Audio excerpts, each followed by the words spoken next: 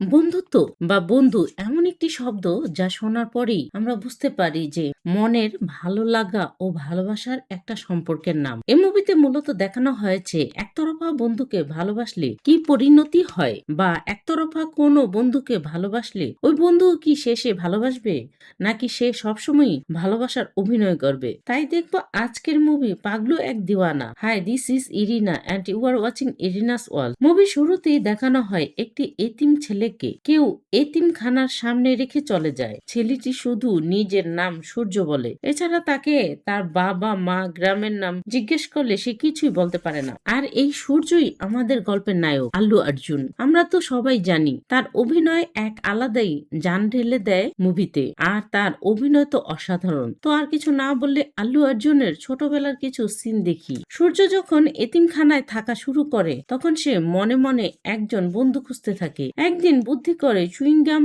চিবিয়ে সিঁড়িতে রেখে দেয়, যে পাড়া দিয়ে যাবে সেই হবে তার বন্ধু। সূর্যের চিন্তা ভাবনা বা যা কিছু মনে পড়ে তাই ডায়েরিতে লিখে রাখতো। অনেকগুলো ছেলে যখন সিঁড়ি দিয়ে নামছিল তখন বিজয় নামের একটি ছেলে সেই বাবলগাম পাড়া দিলে সূর্য তাকেই বন্ধু ভাবা শুরু করে। এরপরই সূর্য অজয়ের নাম নিজের হাতে ট্যাটু করায়। অজয় দেখে তো জড়িয়ে ধরে, কিন্তু পরক্ষণেই অজয় দৌড়াতে থাকে। সূর্য ধরে নিজে জোর করে অজয়ের হাতে সূর্যের নামের ট্যাটু করায়, কিন্তু অজয় কিছুতেই করাতে চাইছিল না। এরপরই দুজনের একসাথে ছোটবেলা কাটানোর কিছু সিন দেখানো হয়। এতিমখানায় যখন এক কাপল আসে, সূর্য ও অজয় দুজনের মধ্যে একজনকে তাদের সাথে নিয়ে যেতে। এরপরই সূর্য ও অজয় দুজনে টচ করে, এতে অজয় হেরে মন খারাপ করে বসে পড়ে। অজয়কে এভাবে দেখে সূর্য এই সুযোগটা অজয়কে দিয়ে দেয় আর নিজে পড়ে থাকে এতিমখানায়। এখানে আমরা অজয়কে আরেক রূপে দেখি। সে সূর্যকে কোনোদিন ভালোবাসেনি,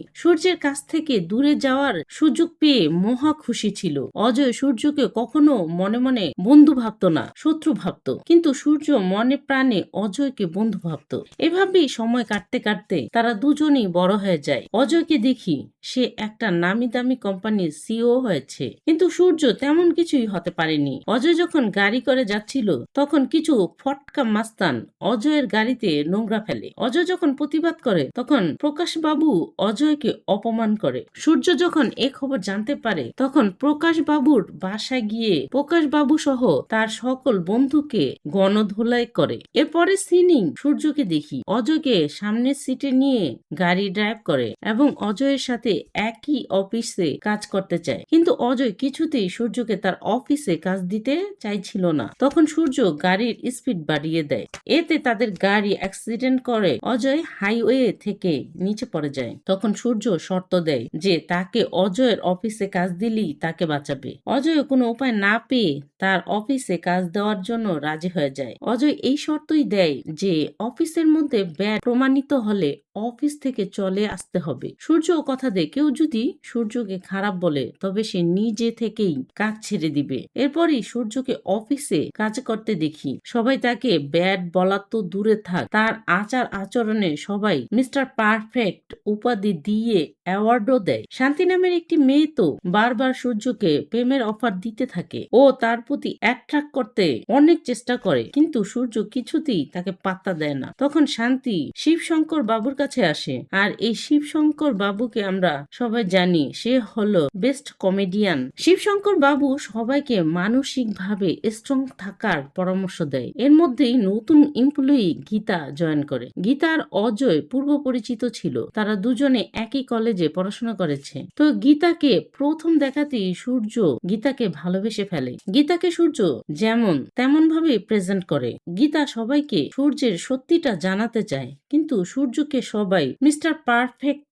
বলেই জানে, তার কোনো দোষ আছে সেই কথা কেউ মানতেই পারে না। উল্টো বারবার গীতাকে দোষারোপ করতে থাকে। গীতার কোনো কথাই অফিসের কেউই বিশ্বাস করে না। সূর্য গীতাকে ভালোবেসে ফেলে। সূর্য আর গীতা যখন একই লিফট দিয়ে উঠছিল তখন সূর্য গীতাকে কিস করে। গীতা যখন এই খবর অফিসের শান্তি সহ সবাইকে জানায় কেউই বিশ্বাস করে না। এরপরই সূর্য গীতাকে লাভ লেটার পাঠায়। অফিসের বাড়ির সবাই সেই লেটার দেখে ও পরেও কেউই বিশ্বাস করে না। সূর্যের হাতের লেখা চেক করার জন্য গেলে দেখে লেখা ম্যাচ করছে না। সবাই গীতাকেই মানসিক রোগী বলে মনে করতে থাকে। এরপরে গীতা লেখা চেক করতে গেলে সূর্য বাম হাতে লিখে দেখায়। এ দৃশ্য অজয় উপর থেকে দেখে। গীতা যখন অফিসের বাহিরে বের হয় তখন গীতাকে অফিসের আরেক এমপ্লয়ি প্রপোজ করে। গীতা রাগ করে গাড়ি থেকে নেমে যায়। এরপরই কভার করা অজয়ের গাড়ি এসে লিপ দেওয়ার কারণে সেই গাড়িটাকেই ভেঙে ফেলে। শুধু পরে থাকে গাড়িটির নাম্বার। সেই নাম্বার প্লেট উঠিয়ে যখন শিবশঙ্কর বাবুকে দেখায় তখন নাম্বার দেখি শিবশঙ্কর বাবু বুঝতে পারে এই গাড়ি তার। তখন অফিসে পার্টি চলছিল। পার্টিতে সবাই সূর্যের প্রশংসা করছিল, কিন্তু সূর্য সবাইকে যেমন দেখায় সে তো আসলে ওই রকম চরিত্রের লোক না। সূর্য গীতাকে ভালোবেসে ফেলে, তাই সবাইকে না দেখিয়ে মদের বোতল নিয়ে যখন লেডিস টয়লেটে যায় তখন গীতা দেখে ফেলে ও সবকিছুর ভিডিও করে ফেলে। এই ভিডিও দেখানোর জন্য যখন আসছিল তখন কিছু ছেলে গীতাকে ব্যাড টাচ করে। সূর্য তখনই রাগে ডায়েরিতে লেখা শুরু করে। লোকগুলো যখনই গাড়ি করে যাচ্ছিল তখনই সেই কভার করা গাড়িতে করে সূর্য এসে লোকগুলোকে মেরে একদম অবস্থা খারাপ করে দেয়। এরপরই একটি রোমান্টিক গানের দৃশ্য দেখানো হয়। গীতার বাড়ির ওনার যখন গীতাকে লিফট দেয় তখন তার গাড়িটাও ভেঙে দেয় সূর্য, তাই ওনার গীতাকে বাড়ি থেকে বের করে দেয়। গীতা তাই সূর্যকে এসে ধরে। এই কাজ সে কেন করলো? সূর্য আগে থেকে একজন বাড়ির দালালকে ফোন করে রেখেছিল। এবার দালাল যে বাড়িটি দেখায় সেটি আসলে সূর্যেরই বাড়ি, কিন্তু গীতা এ ব্যাপারে কিছুই জানতো না। বাড়িটি দেখে গীতারও পছন্দ হয়। গীতা যখন ফ্ল্যাটে নিজের জন্য খাবার বানাতে গেলে বিদ্যুৎ চলে যায় তখন ক্যান্ডেল ও ম্যাচ বক্স খুঁজে না পেলে সূর্য কোথায় কোনটি আছে তা মেসেজের মাধ্যমে জানায়। গীতাও সবকিছুই খুঁজে পায়। বিদ্যুৎ চলে আসলে গীতা টিভি দেখতে দেখতে খাবার খায়। তখন সূর্য এসে গীতার ডিম খায়। গীতার মনে হচ্ছিল সূর্য আশেপাশেই আছে, কিন্তু পরক্ষণই মনে হয় সে বুঝি হ্যালুসিনেট করছে। এ খবর যখন শিবশঙ্কর বাবুকে জানায় সে গীতার কোনো কথা বিশ্বাস না করে তাড়িয়ে দেয়। এরপর গীতা বাড়িতে আসলেই দেখে সূর্য তার ঘরে বসে মদ খাচ্ছে। গীতা তো এই সুযোগেরই অপেক্ষায় ছিল। সূর্যকে ঘুম পাড়িয়ে অফিসে সবাইকে ডেকে আনে। শিবশঙ্কর বাবু সূর্যকে ঘুম থেকে উঠিয়ে জিজ্ঞেস করে গীতা কিভাবে তার ফ্ল্যাটে এলো। সূর্য তো এমন ভান করে থাকে যে এসব কিভাবে হলো সে কিছুই জানে না। এ ঘটনার পরই গীতা শঙ্কর বাবুর স্বাদের ফোনটি ভেঙে ফেলে।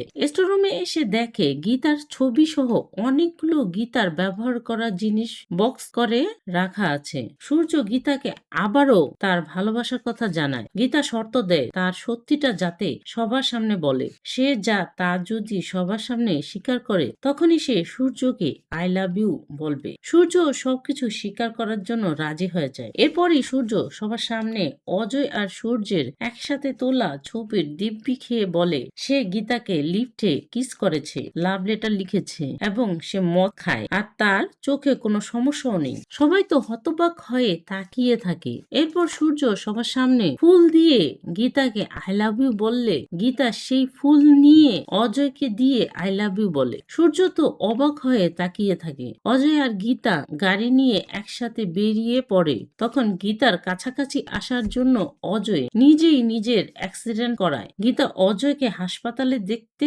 আসে আর সন্দেহ করতে থাকে এই অ্যাক্সিডেন্ট সূর্যই করিয়েছে। সূর্য তখন হাসপাতালে অজয়কে দেখতে আসে। গীতা এই অ্যাক্সিডেন্টের জন্য সূর্যকে দায়ী করে। এক চড় মেরে অজয়কে আবারও আই লাভ ইউ বলে। একথা শোনার পরই সূর্য হাসপাতাল থেকে বেরিয়ে সাগর ঘেরা পাহাড়ের কাছে চলে যায়। সূর্যকে যেতে দেখে অজয়ও সাথে সাথেই সেখানে যায়। তখন সূর্য জানতে চায় অ্যাক্সিডেন্ট কিভাবে হলো। অজয় নানা মিথ্যা বলতে থাকে। এক পর্যায়ে সব সত্য কথা বলে দেয় যে নিজেই নিজের অ্যাক্সিডেন্ট করিয়েছে গীতার ভালোবাসা পাওয়ার জন্য। এই সব কথা শেষ হলেই গীতা চলে আসে। অজয় যখন গীতাকে আই লাভ ইউ বলতেই যাবে তখন ফোন বের করে শান্তির সুইসাইড করেছে বলে কান্নাকাটি করা শুরু করে দেয়। অজয় আর আই লাভ ইউ বলতে পারে না। পরের দিন শান্তিকে নিয়ে অজয় আর গীতা আসে সূর্যের কাছে। সূর্যকে জিজ্ঞাসা করলে সূর্য বলে তোরা দুজনকে আই লাভ ইউ বলবি এটা আমার সহ্য হচ্ছিল না তাই বলেছি। এরপরই গীতার বাবা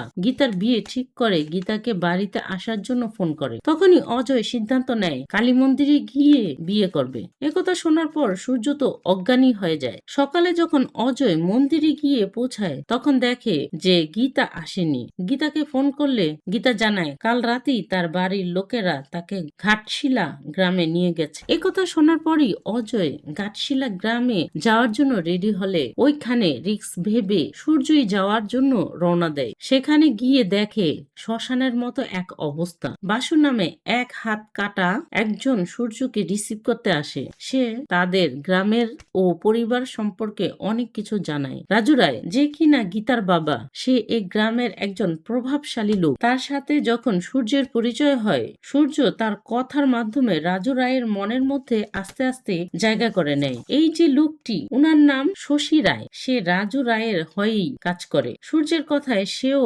ইমপ্রেস হয়ে যায়। এই যে লোকটি, তার নাম কাশীনাথ। রাজু রায় আর কাশীনাথের মধ্যে শত্রুতার সম্পর্ক।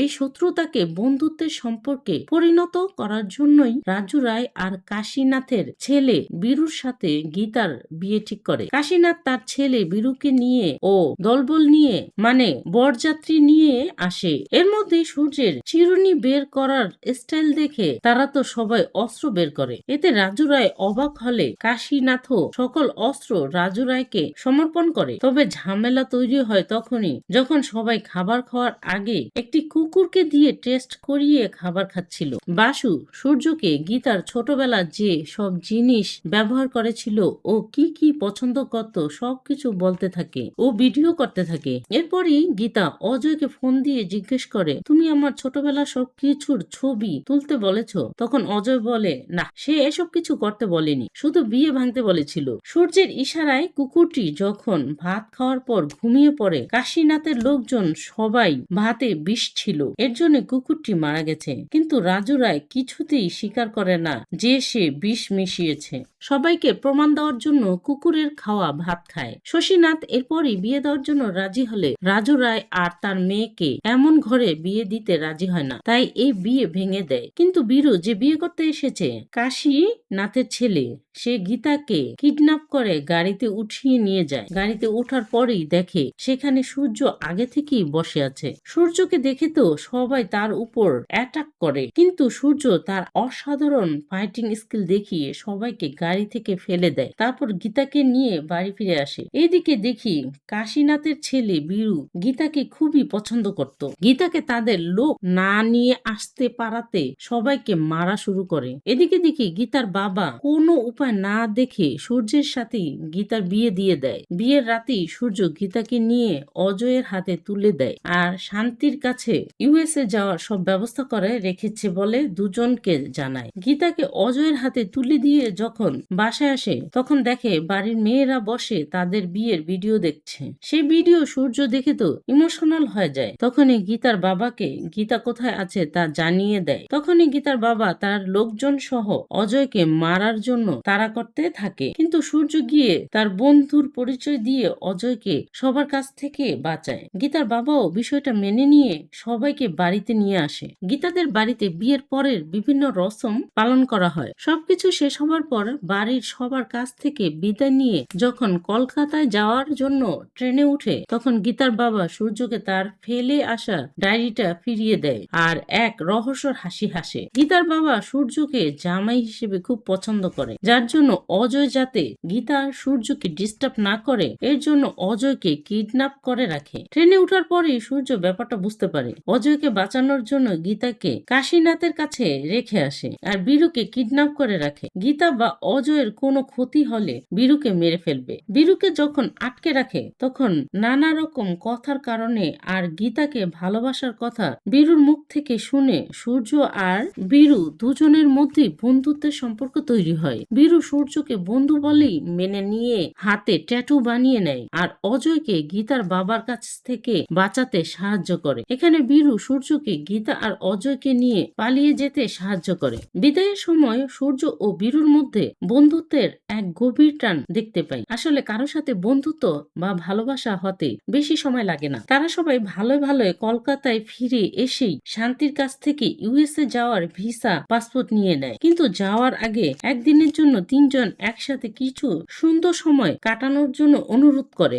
গীতা আর অজয়ও মেনে নিয়ে একসাথে খুব সুন্দর কিছু মুহূর্ত কাটায়। এরপরই অজয় ইউএসএ না গিয়ে অস্ট্রেলিয়া যাওয়ার ব্যবস্থা করে সূর্যকে না জানিয়ে। আসলে সূর্য অজয়কে বন্ধু বলে ভাবলেও অজয় কোনোদিনও সূর্যকে বন্ধু মনে করত না। কিন্তু গীতার এই বিষয়টা ভালো লাগে না। গীতা সূর্যের রুমে গেলে দেখে সূর্য সিগারেট টানছে আর সূর্যও বলে যে তোমরা অস্ট্রেলিয়া যাচ্ছ এটা আমি জানি। সূর্য যখন ঘুমিয়ে পড়ে ওষুধ খেয়ে, কারণ গীতা আর অজয় যখন চলে যাবে এ দৃশ্য যাতে সূর্যকে দেখতে না হয়। অজয় গাড়ি নিয়ে যাওয়ার জন্য রেডি হলে গীতা যেতে চায় না। অজয় যাতে না নিয়ে যেতে পারে এর জন্য গীতা তার বাবাকে আসতে বলে। গীতার বাবাও সাথে সাথে চলে এসে অজয়কে মারতে থাকে। সূর্য যখন এ মারামারির আওয়াজ শুনতে পায় তখন এসেই রাজু রায়ের লোকদের মারতে থাকে। অজয়কে তাদের হাত থেকে বাঁচায়। অজয় বাঁচার পর গীতাকে নিয়ে চলে যেতে চায়, কিন্তু গীতা কিছুতেই যেতে চাইছিল না। তখন অজয় সূর্যের দেওয়া মঙ্গলসূত্র ছিঁড়ে ফেলে দিতে চাইলে গীতার বাবা অজয়কে ছুরি মারে, কিন্তু অজয়ের পেটে ছুরি ঢোকার আগেই সূর্য নিজেকে এগিয়ে দেয় অজয়ের সামনে। ছুরিটা গিয়ে লাগে সূর্যের পেটে। সূর্য অজ্ঞান হয়ে গেলে হসপিটালে নেওয়া হয় চিকিৎসার জন্য। সবাই মিলে সূর্যকে হসপিটালে ভর্তি করায়। সূর্য যখন বেডে শুয়েছিল অজয় সূর্যের সাথে কথা বলার জন্য গেলে সূর্য বেশি অসুস্থ হওয়ার অভিনয় করে লাইফ সাপোর্টের সুইচটা অফ করে দিতে বলে। অজয় বাটনটা অফ করে দিয়ে তাড়াতাড়ি ডক্টরকে ডাকে। ডক্টর এসেই জিজ্ঞাসা করে কে এই বাটনটা অফ করেছে। অজয় স্বীকার করে যে সে অফ করেছে। গীতা একথা শোনার পরেই অজয়কে চড় মেরে অজয়ের সাথে সব সম্পর্ক বিচ্ছিন্ন করে সূর্যের কাছে চলে যায়। আর সুন্দর একটা ইন্ট্রিগের মাধ্যমেই মুভির গল্পটা শেষ হয়।